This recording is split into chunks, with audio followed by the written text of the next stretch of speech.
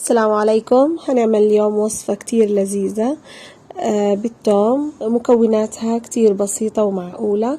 هنحتاج توم مقشر، هذه كمية تقريبا 450 جرام.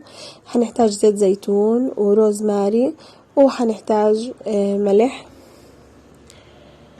أول خطوة هنقشر كمية مرتبة كده من التومة، ونشيل الجزء الأمامي. أنا هنا اشتغلتها بمقلة، هضع التوم فيه وهضيف عليه زيت الزيتون بس يغمر التومة.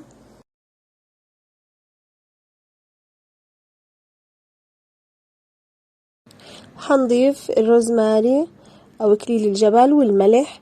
بدي أقول هنا لو إكليل الجبل كان عرق أو عرقين بيكون أفضل من إنه يكون سايب كده.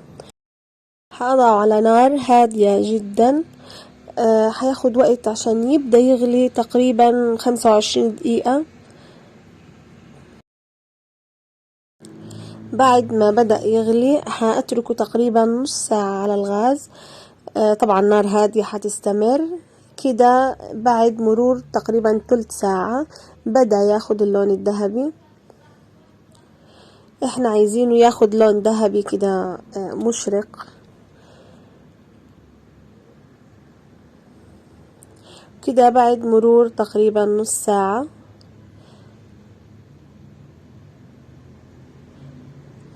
وهياخد بين نص ساعة ل 35 دقيقة ماكسيموم يعني.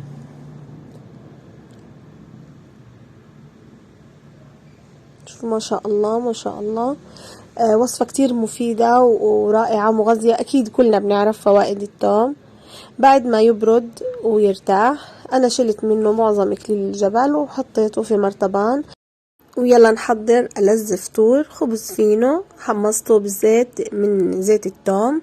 هضيف هنا جبنة فيتا، وضفت قطع التوم ذهبية فخمة فخمة جدا. بقدر أضيف أفوكادو أو التوم لحال أو جبنة بلدية. ما شاء الله يعني فعلا وصفة رائعة، طعم جدا مميز. بجد فيها إعجاز علمي هاي الوصفة. بجد بيتغير نكهة التوم، وكمان ما بيترك أي ريحة في التوم. إذا عجبتكم الوصفة أكيد لا تنسوا اللايك والاشتراك بالقناة.